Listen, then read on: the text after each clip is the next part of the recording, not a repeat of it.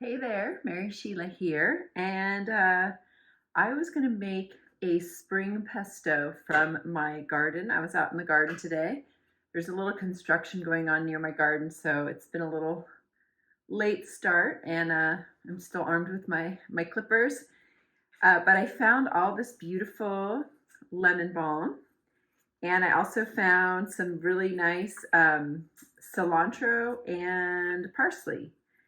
So I thought I would make a spring pesto just using what I have and not getting too fancy. So uh, I'm just going to go ahead and make it. And I was just looking in my cupboard and I have these dried cherry tomatoes, sun gold tomatoes. I love sun gold tomatoes. It's like garden candy in the summertime. So I have a bunch of these dried tomatoes. I figured I might as well use them. So I'm probably going to Am I going to use them all? I think I'm going to use half of them. So I'm going to use about a tablespoon, which is probably like 15 dried tomatoes. They're actually cut in half when I dry them, so it's not the whole thing. But I'm going to put these in first into my Cuisinart.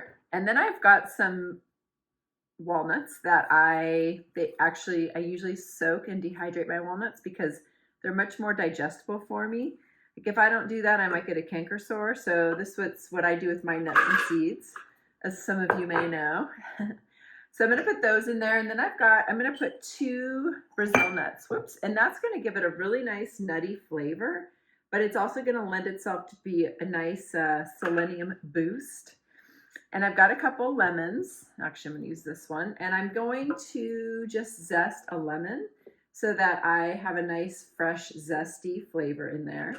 And then before I start adding the greens, I'm going to give these a little whirl just to get them broken down since they're kind of the bigger pieces. And you know, when you zest a lemon, you don't want to go too deep into the white because it can add a little bit more bitterness. You just want to really get that bright yellow in the edge and then move along. But I love my grandmother lemon tree. It is truly a beautiful tree. It's old and wonderful. In fact, when this property was first bought by my brother-in-law, like a really long time ago, this tree was already established and prolific. So it's probably older than me. All right. So I've got my lemon zest. I'm just going to pop it in there. And I'm going to go ahead and just give this a little whirl.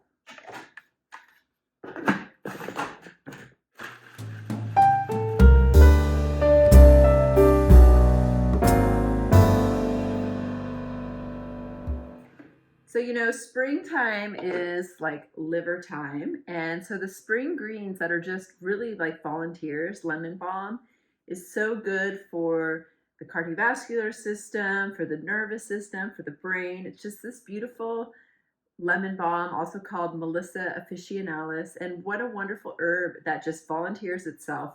So I'm going to say thank you for your volunteerism and add it to my pesto. And what I'm going to do, just to make this a nice tender pesto, even though the stems aren't that hard, I'm just going to pull it away from the stem. I love making lemon balm tea this time of year. In fact, another thing, just like making the pesto, sometimes I'll just walk around my garden or my yard. Like right now, there's a bunch of little roses, and I'll just walk around and pick like lemon balm, maybe raspberry leaves, mint, all these different things, sometimes even lemon flowers, and then I'll make a nice tea, like a nice herbal tea, which is really nice. Okay, so I've got all my lemon balm. Then I'm going to add my cilantro and parsley. So the parsley, I'm just going to actually also take the stem off of. And this parsley was starting to go to seed, so this is just some of the leaves that were not quite seeded.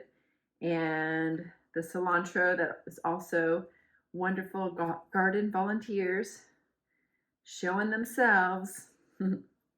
I love that about a garden, to see like what comes back. I found all these baby squashes, zucchinis that I'm going to kind of move around the garden, and all these sunflowers starting to show themselves. Very exciting. So I'm just going to pop all these guys in here. So I like to take the stems off because it does make it less bitter in the long run. Cilantro, not so much. It doesn't totally matter. You can use more of the stem, but parsley is kind of a good idea to take the stem off. At least in my culinary book, which I haven't written yet, but you know, you can catch me on my videos. So there we go. And then another little friendly face that I found today were these beautiful, I found like 3 of these onions. They're all actually kind of red, but when I pulled away a little bit of this, it turned white. And this, I'm just going to cut it down the middle. I probably could have started with this guy too in the beginning with the Brazil nuts and the dried tomatoes. So I will cut these a little bit since they're a little bit bigger and they might have been really good to put in at the beginning, and then I could have just barely chopped them up.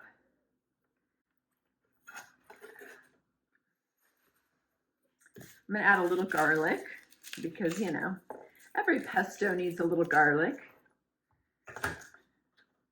So I'm gonna add 2 cloves here. They're kind of big cloves.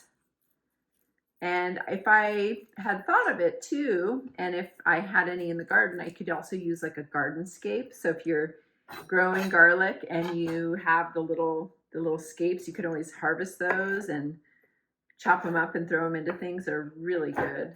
You can roast them with roasted vegetables. Yum.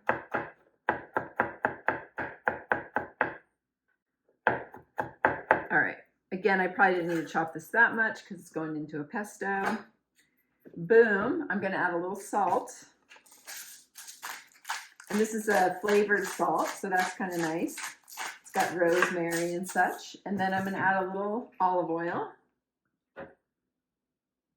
And I like adding a little something sour, so I'm going to add a little lemon. I might even add a little balsamic vinegar because that sounds really good to me personally, just to make it kind of give it that sour. Or I could do a red wine vinegar. I'm going to give it a little taste and see what might be what I want. Let's see, give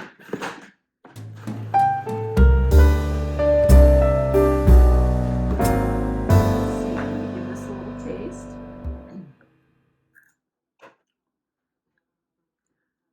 That is good. The nuts really add like a real nuttiness to it. I'm trying to think if it needs anything. And the onion, it really kind of sharpens it, but not too harshly, in a good way. I feel like I could just eat spoonfuls of this, which would be like having spoonfuls of medicine. That is really good. I think probably what I will do is just, I think I'm going to blend it just a little bit more, and I think I'm going to keep it like this. And then what I think will do, well, I'll show you what I'm going to do.